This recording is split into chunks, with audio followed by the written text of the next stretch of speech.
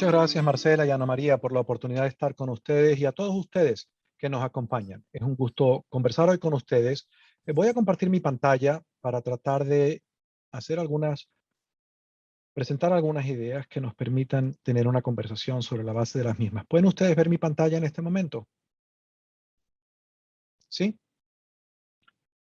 Bueno, Sí, la encuesta que hizo Ana María me pareció especialmente importante porque en ninguna parte aparece aquí el gran elefante global en donde estamos, que es la pandemia. Estas son las cifras a este momento: 241 millones de personas infectadas y casi 5 millones de muertos. Si ustedes piensan que el ser infectado por la pandemia significa la posibilidad de perder la vida, y si piensan que por cada infectado por lo menos hay 3 familiares cercanos, quiere decir que en los últimos 18 meses, 1 de cada 8 personas en la humanidad ha contemplado la posibilidad de perder la vida por un fenómeno que tiene un origen global y que solo tendrá una solución global. Y en América Latina, este fenómeno tiene especialmente importancia porque este hemisferio es el que ha sido más impactado por la pandemia. Entonces, cuando estamos hablando de ciudadanía global y de desarrollar las capacidades de los estudiantes de comprender el mundo en el que viven, en verdad estamos hablando del contexto inmediato que nos rodea hoy más que nunca.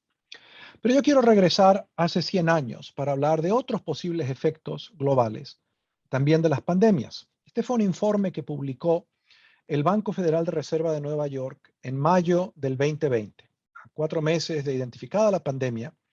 Es un informe muy interesante porque establece de forma muy fehaciente, con evidencia causal, de qué manera la gripe española, que así se llamó, en Alemania tuvo el efecto de contraer el gasto municipal y con ello de llevar a situación de marginalidad social a un grupo creciente de alemanes. Y estos grupos marginalizados se convirtieron en presa fácil de una persona que en su momento fue descargado por el establishment político, descartado como un payaso. Este hombre se llamaba Adolfo Hitler, quien se dio a la tarea durante un periodo de 15 años de construir una colcha de retazos con una doctrina de este tipo. Le decía a estos alemanes que estaban marginados: la razón por la que tú estás sufriendo es porque estos banqueros de Berlín se robaron toda la plata. Es porque estas élites educadas que manejan Alemania tú no le importas. Es porque Europa detesta a los alemanes. Y este hombre, que era considerado un payaso, pasó a ser en 15 años el canciller electo de Alemania. Y las consecuencias son conocidas: la fractura y la pérdida de la democracia en Alemania, el holocausto que trató de exterminar al pueblo judío, y la Segunda Guerra Mundial.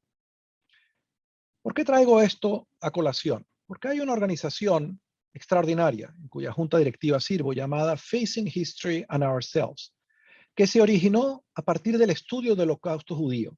Y dijo: el holocausto ocurrió no solamente porque había Hitler, y ocurrió no solamente porque hubo una serie de personas que fueron los perpetradores directos del holocausto, los que encerraron a la gente en los trenes, los que le quitaron la propiedad a los judíos, los que los metieron en un campo de concentración y los que abrieron el interruptor del gas para quitarles la vida. En verdad, los perpetradores del holocausto fueron muchas más personas. Fueron los que se hicieron los tontos con lo que estaba ocurriendo. Los que dijeron: eso no es problema mío, en Alemania y fuera de Alemania. En verdad, la humanidad entera no se queda fuera de ese círculo.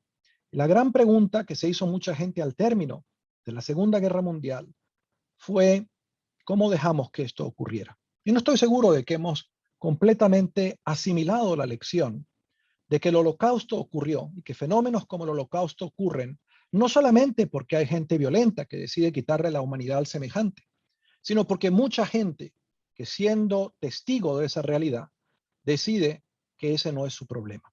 Y lo que hace la organización Facing History and Ourselves es educar personas para que no sean indiferentes frente a la negación y la destrucción de los derechos humanos de las personas. Yo creo que en este contexto de pandemia es muy importante hacerse la pregunta de qué significa desarrollar esas capacidades ciudadanas, Porque yo creo que podemos predecir que la pandemia está creando un mundo mucho más complicado, que será todavía más complicado. El Consejo Nacional de Defensa de los Estados Unidos publica cada 4 años un informe con estimaciones de medio término sobre cuáles son las principales amenazas a los Estados Unidos. El informe de este año dice que la principal amenaza a los Estados Unidos es la fragmentación social. Y hay un tercio de este informe que ustedes pueden descargar en este enlace, que se llama el factor COVID, y que explica de manera más detallada de lo que yo tengo tiempo de explicar ahora, de qué manera COVID ha contribuido a acelerado esta fragmentación social. Estas imágenes son conocidas y es fácil establecer la conexión entre la radicalización que ocurrió y el contexto generado por la pandemia, que quizás hizo que alguna gente hiciera acciones que no hubiera hecho en otras condiciones. Pero hay otras acciones que están ocurriendo en los Estados Unidos, en Europa, de creciente intolerancia hacia el que es distinto. En Chile, donde hace unas semanas un grupo de personas decidió que no querían más refugiados venezolanos y reunieron todas sus pertenencias e hicieron una gran pira en donde las quemaron. Es un monumento maravilloso esta fotografía a la intolerancia de la cual es capaz el ser humano. Y la gran pregunta no es qué tenían en su cabeza estas personas, es cuántos fueron indiferentes y decidieron que ese no era su problema. Es cuántos fueron indiferentes a lo que mi colega Alejandro de la Fuente denuncia como el creciente racismo y represión del gobierno de Cuba contra el movimiento de artistas afrocubanos que piden libertad. Entonces, el tema de COVID que está descrito en este libro de publicación reciente es entender que el impacto de la pandemia, que va a complicar el mundo, también va a complicar a la educación. Y va a complicar a la educación por razones que voy a resumir brevemente, pero que están descritas en este, que es el primer estudio comparado del impacto de esta pandemia en 13 países diferentes en el mundo, en donde la conclusión es que la historia del impacto de la pandemia en educación no es una historia. Son muchas historias que dependen en primer lugar de la nacionalidad de cada quien, porque las escogencias que hicieron los gobiernos cuentan mucho. Y las escogencias que hizo el gobierno de Singapur o el de Portugal, donde el gobierno nacional decidió hacerse cargo de los más vulnerables, son diferentes a las escogencias que hizo el gobierno de los Estados Unidos o de México o de Brasil, donde el gobierno nacional, el gobierno federal, más bien brilló por su ausencia y dejó que cada estado y cada jurisdicción local resolviera el problema.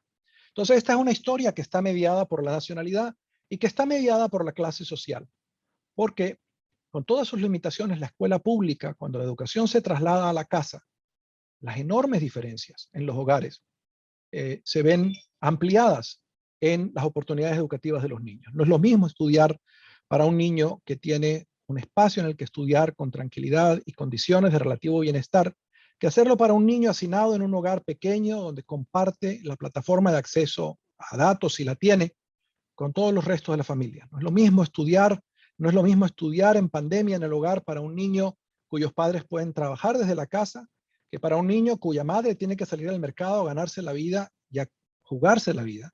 ¿Por qué no? Porque gana el dinero de a diario con el que van a comer. Entonces, esto nos lleva a decir, bueno, esta crisis podría significar dos cosas. Por una parte, el estar a la puerta de la mayor calamidad educativa desde que existe la escuela pública. Más para unos niños que para otros y más en unos países para otros. Pero por otra parte, y es bueno reconocerlo, esta calamidad también podría animar un ciclo de esfuerzos que nos permitan no solamente regresar a donde estaba la educación antes de la pandemia, sino hacer a la educación más relevante a las necesidades de un mundo que se ha visto muy complicado por otros efectos de la pandemia. Yo creo que es fácil en América Latina predecir una nueva década perdida. Este es el término que se utilizó en los años 80 para referirse a una década en la cual los gobiernos dejaron de invertir en educación porque habían estado financiando el gasto público con endeudamiento. Y llega un momento en que uno no puede gastar lo que no tiene, y cuando el gasto público tiene que cortarse, uno corta aquello que representa la mayor proporción del gasto público, que es educación y salud. Como en este caso es difícil cortar salud, es muy fácil concluir a dónde va a afectar la nueva austeridad. Pero yo no creo que está escrito en las estrellas que esto es inevitable. Yo creo que esto a lo que nos invita es a un gran ejercicio de innovación, a una gran responsabilidad, a un gran esfuerzo de solidaridad de todas las instituciones y a hacer más con menos. Creo que ese es el tema sobre el que yo quiero hablar, un tema que desarrollo en un artículo que fue publicado hoy en el periódico El Español, donde hablo del renacer de la educación. Lo que quiero hacer claro con esta introducción es que soy perfectamente consciente de la gravedad del momento que vivimos, y cuando hablo de la necesidad de educar ciudadanos globales, no lo hago ignorando la gravedad del momento, sino porque pienso que es precisamente la gravedad de ese momento la que nos exige que nos planteemos metas que en este momento pueden parecer muy difíciles. En esta guía que diagramó y distribuyó en español la Red de Mujeres por Educación en México, y que ustedes pueden descargar en el enlace que está ahí, sintetizo a pedido de la Academia Internacional de Educación no solamente lo que es conocido sobre el impacto educativo de la pandemia, sino una serie de recomendaciones sobre qué podría hacerse para reconstruir mejor. Básicamente lo que digo es que hay una narrativa desde mi punto de vista limitada y equivocada sobre qué hacer en este momento, que lo que busca es regresar a las escuelas que teníamos antes de la pandemia, idealizando un poco cómo eran esas escuelas, olvidándonos que aquellas escuelas ni incluían a todos, ni les enseñaban bien, ni les enseñaban lo que tenían que aprender, y olvidando que el mundo ha cambiado, que ha sido complicado como resultado de esta pandemia, y que hacerse el tonto frente a esos cambios nos puede llevar a dejar muy mal preparados a los estudiantes para afrontar los desafíos que indudablemente van a tener por delante, como el desafío de la creciente intolerancia y fragmentación social en las diferentes comunidades. Pero la segunda narrativa que creo que es equivocada es la narrativa que dice que lo que hay que hacer es recuperar los contenidos, remediar lo que no se aprendió. Y básicamente tomar el currículum que existía y tratar de repetirlo. Y creo que esa narrativa es equivocada, que debe ser reemplazada por una narrativa más ambiciosa que diga, no, lo que hay que hacer simultáneamente son tres cosas. Por una parte, reconocer que esta pandemia va a durar un tiempito más.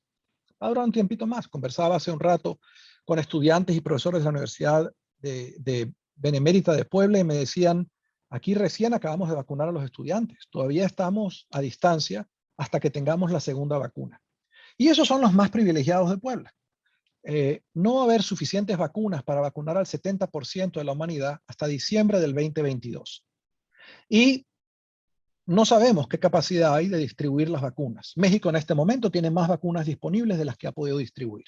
Y tampoco sabemos cuánta gente va a querer vacunarse. En este momento Estados Unidos tiene más vacunas y mecanismos de distribución que gente que quiere vacunarse. Entonces, suponiendo que produzcamos todas esas vacunas para vacunar al 70%, que las distribuyamos y que la gente quiera vacunarse, nos queda todavía como año y medio de pandemia. Y eso quiere decir que hay que pensar en un sistema que tiene que ser más efectivo de lo que ha sido en los últimos 18 meses. Claro, en América Latina eso no va a ser muy difícil, porque como muchas escuelas lo que decidieron fue cerrar, en verdad no es muy difícil hacer una cosa un poco mejor que esa. Lo que hace falta es reabrir las escuelas. Pero reabrir las escuelas va a ser insuficiente. Lo segundo que hay que hacer, por supuesto, es recuperar las capacidades que no se aprendieron. No los contenidos, las capacidades. Y lo tercero que hay que hacer es desarrollar la resiliencia del sistema educativo para poder funcionar durante futuros brotes pandémicos y durante otras calamidades. Y eso requiere desarrollar tres pilares. Por una parte, evaluar cómo ha cambiado el contexto. Así como comenzando, dije, bueno, hay que empezar reconociendo cuántos se murieron y cuántos fueron afectados. Ese ejercicio de auditoría lo debería hacer cada institución educativa. Preguntarse a cuántos se les murió un familiar aquí, cuántos vieron su situación socioeconómica afectada porque perdieron el trabajo, cuántos están en comunidades donde la violencia es mayor como resultado de la pandemia. Es decir, no hay que suponer que la pandemia fue un paréntesis y que regresamos a donde estábamos. Hay que evaluar dónde están los estudiantes, quiénes están participando en estas plataformas que hemos creado, en qué condiciones están los profesores, cómo están las comunidades y cómo está operando el sistema educativo. Y hay que desarrollar una estrategia híbrida. Con una estrategia híbrida no quiero decir que si la duración de la jornada escolar es de 5 horas, digamos, bueno, ahora 3 horas van a ser presenciales y 2 van a ser en forma digital. No, hacen falta las 5 horas presenciales y hay que aumentar las horas presenciales con una estrategia digital que no tiene por qué ser guiada por los profesores, que puede involucrar a otros actores. Este es un momento extraordinario para que las universidades se conviertan, demuestren su compromiso con el resto de la sociedad y para que involucraran a cada estudiante universitario en una tarea de servir como tutor a estudiantes de escuelas primarias, secundarias o de preparatorias. Esa estrategia híbrida tiene que estar orientada por un compromiso con educar a todos, con que no se quede a nadie atrás, lo que no ha sido el compromiso de muchas de las estrategias, por eso es excepcional un país como Portugal. Tiene que desarrollar una plataforma híbrida y ha habido cosas maravillosas que han pasado. En el estado de Jalisco, por ejemplo, que tenía prevista una estrategia digital, la pandemia le sirvió para acelerar esa estrategia. Y conversaba ayer con el secretario, me decía, tenemos el 85% de las familias ahora conectadas en una plataforma, hemos logrado conectividad del 80% de las escuelas con fibra óptica y hemos llegado al resto con estrategias de microondas, por ejemplo. Eso es maravilloso, es una cosa que tenían pensado hacer, pero que aceleraron como resultado de la pandemia. Hay que, por supuesto, repriorizar el currículum. Hay que olvidar esta idea de educación remedial, que todavía escucho demasiado en conversaciones como este tipo, y reemplazarla por la idea de aprendizaje acelerado. Esto no es una idea nueva. Hay investigación sólida establecida sobre en qué consiste aprendizaje acelerado. Hay que, por supuesto, apoyar la salud mental y el bienestar de los alumnos. Y sobre todo hay que evaluar qué cosas buenas pasaron durante la pandemia y aprender de ellas.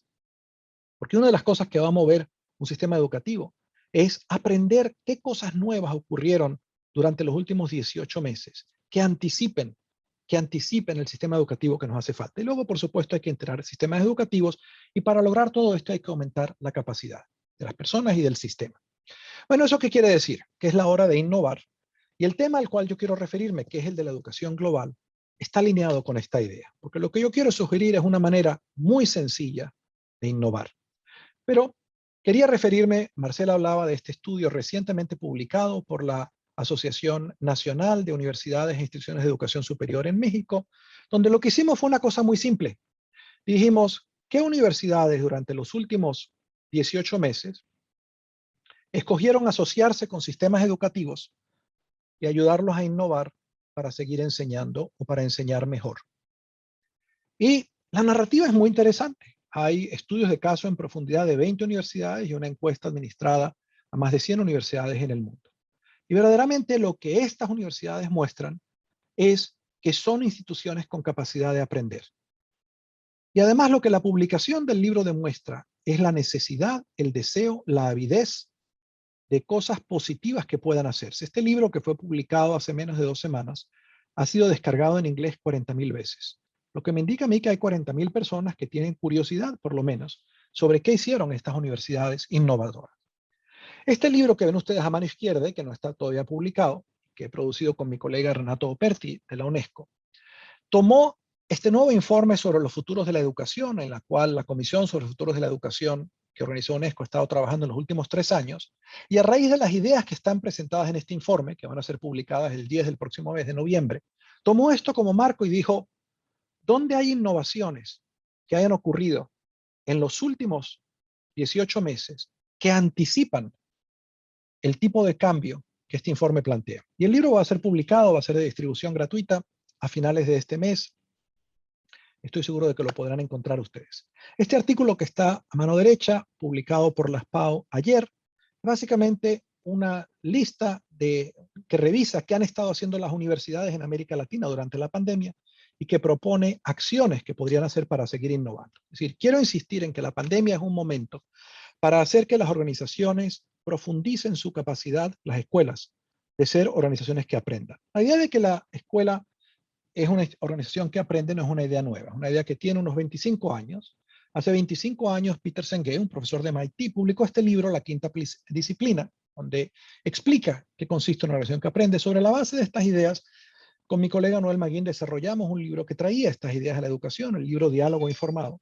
Pero para sintetizar, una organización que aprende es una organización en donde todo el que trabaja ahí desarrolla y comparte una visión centrada en el aprendizaje de todos los estudiantes, donde se crean y se apoyan oportunidades de aprender continuamente para todos, donde se promueve el aprendizaje en equipo y la colaboración entre todo el personal, donde se establece una cultura de investigación, de innovación y de exploración, donde se integran sistemas para identificar la innovación y para hacer este conocimiento visible y público, donde la institución educativa aprende con y desde el entorno externo y construye un sistema de aprendizaje más amplio, y donde las organizaciones son gestionadas modelando y potenciando un liderazgo basado en el aprendizaje. Yo creo que la pandemia, porque obligó a suspender las reglas de operación normal del sistema, creó una oportunidad para que las sistemas educativos experimentaran qué significaba operar de esta manera. Por ejemplo, el libro que habla de las 20 universidades en el mundo, el análisis está hecho desde esta óptica, utilizando estas ideas como eje analítico. Y la conclusión es que indudablemente las universidades demostraron que son organizaciones que aprenden al poder no solamente responder a un shock enorme como fue la pandemia para sus propios estudiantes, sino en su capacidad de construir un mundo mejor ocupándose de cosas de las que no se ocupaban, como ayudar a sostener la oportunidad educativa en escuelas primarias y secundarias. Bueno, la otra idea que yo quiero traer es una idea que no es de la pandemia, pero que es muy poderosa. Y la idea es que no todos los aprendizajes son iguales en su capacidad de producir aprendizaje profundo. Y este librito que escribieron mis colegas Lorin Anderson y Anna Pelikan describe cuáles son las actividades que le permiten a los estudiantes aprender de forma profunda. Y en una síntesis, lo que dicen es que el aprendizaje más transformador es aquel que para los estudiantes es auténtico y relevante. ¿Qué significa que sea auténtico? Que el estudiante entienda de qué manera lo que estoy aprendiendo se conecta con cosas que me importan. ¿Y qué significa que sea relevante? Que el estudiante entienda y de qué manera lo que estoy aprendiendo se relaciona con problemas del mundo real. Y bueno, este librito que es muy corto, que estamos ahora traduciendo en la iniciativa global al español y lo circularemos como un bien público cuando esté traducido al español, este librito básicamente nos da una orientación sobre cómo retransformar, cómo convertir la pedagogía que ocurría en las escuelas de antes de la pandemia, una pedagogía muy centrada en el profesor, muy centrada en la transmisión de contenidos, en una pedagogía que refleje estos principios. Yo creo que estos amigos, los Objetivos de Desarrollo Sustentables, apoyados en la Asamblea General de Naciones Unidas, adoptados en el 2015, son una puerta, una ventana para que las escuelas y los sistemas educativos desarrollen unas formas de aprender y una pedagogía que sean auténticas y que sean relevantes. Y bueno, ese es un trabajo en el que con mis colaboradores hemos estado trabajando en los últimos años. Desarrollamos este material, hemos circulado un enlace, esto es un bien público, es gratuito, es un material de acceso abierto, es una cosa muy sencilla este librito. Este librito explica de una forma concreta cómo pasa uno de unas metas como los Objetivos de Desarrollo Sustentable a definir un perfil de un egresado de una escuela y un perfil de un egresado de cada grado. Y cómo a partir de esa definición de cuáles son esas capacidades, construye uno una serie de actividades secuenciadas en un currículum coherente y riguroso que le permita a un estudiante desarrollar esas capacidades. Y luego el libro contiene un ejemplo de cómo se hace esto en la práctica en 5 lecciones por grado. Y este librito, que está publicado en muchos idiomas y utilizado en muchos sitios, le da a un profesor, hemos utilizado esto en talleres de mediodía, donde profesores se leen estas lecciones y cada uno en pequeños grupos le dicen, a ver, mira las 5 lecciones de primer grado y desarrolla la sexta. Y lo entienden de forma inmediata.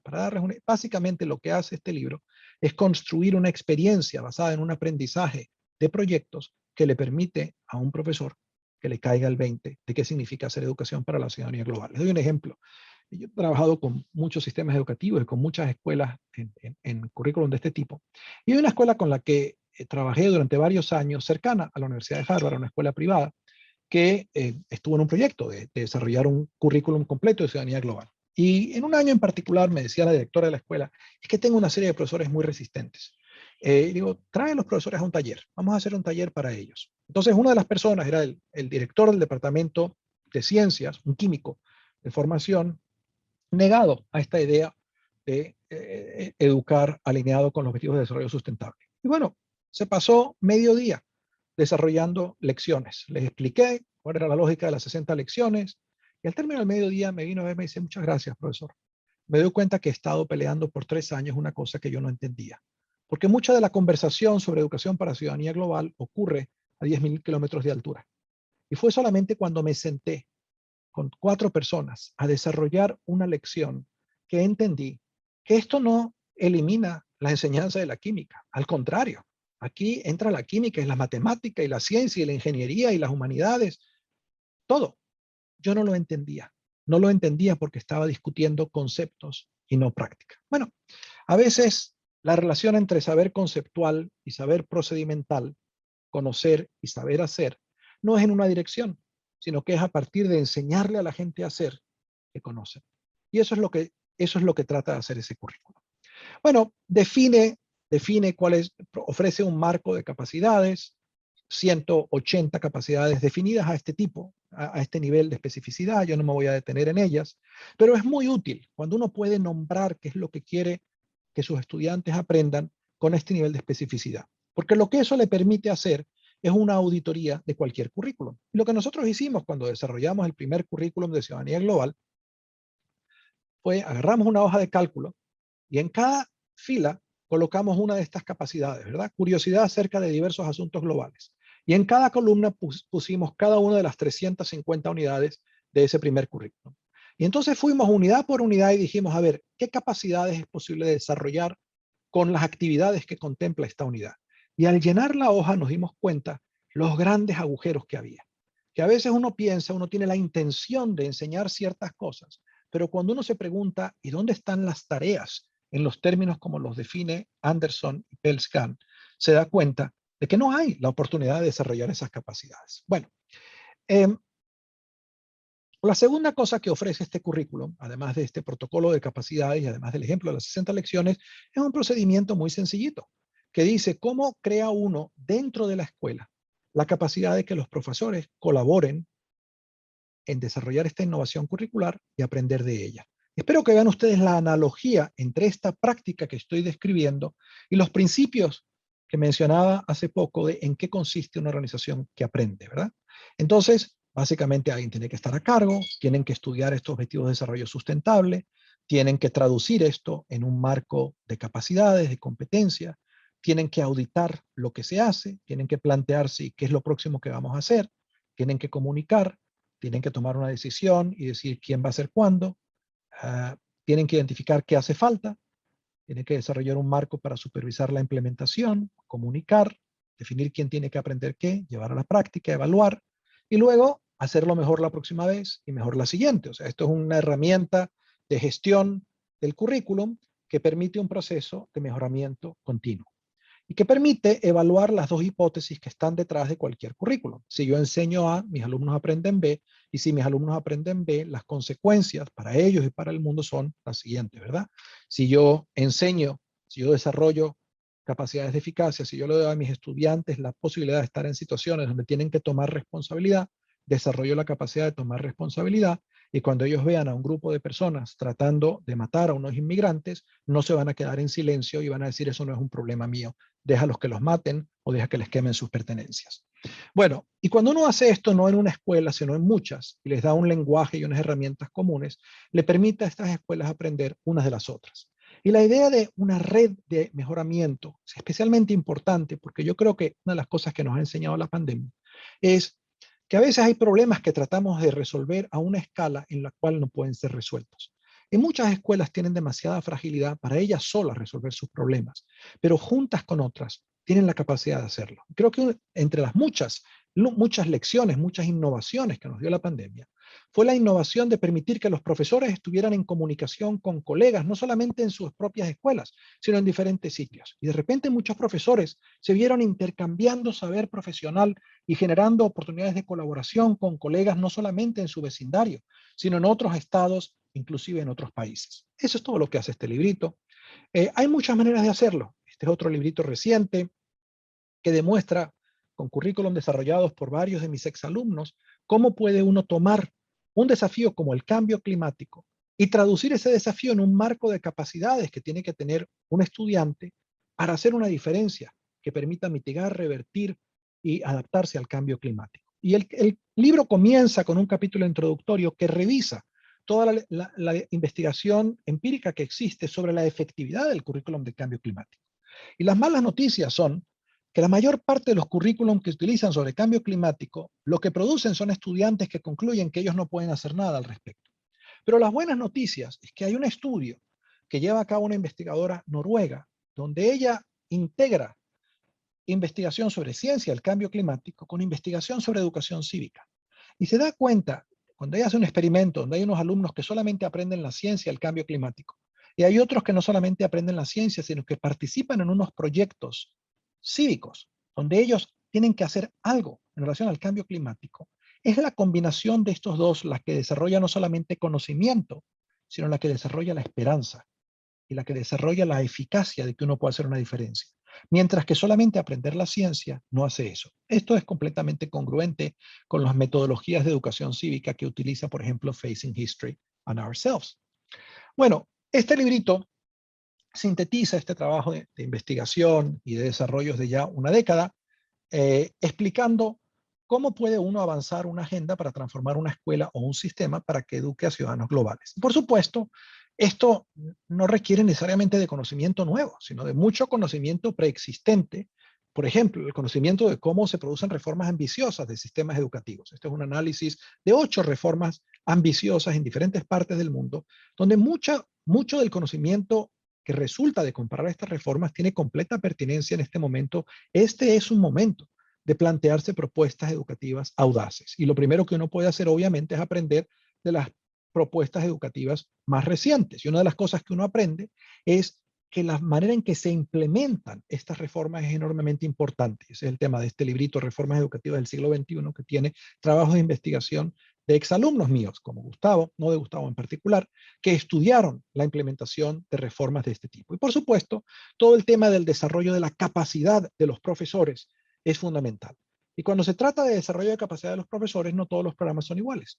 Uno a veces llama capacitación profesional una conferencia de 1 hora y la evidencia es que en general eso tiene muy poco efecto. O a veces llama formación profesional el tipo de cosas que hace Facing History and Ourselves, cuando facilitadores trabajan con una escuela, con una red de escuelas durante 3 años, trabajan con todo el mundo y eso tiene más efecto. Bueno, estas son algunas de las publicaciones a las que me he referido. Ustedes han recibido una lista sobre dónde pueden descargarlas.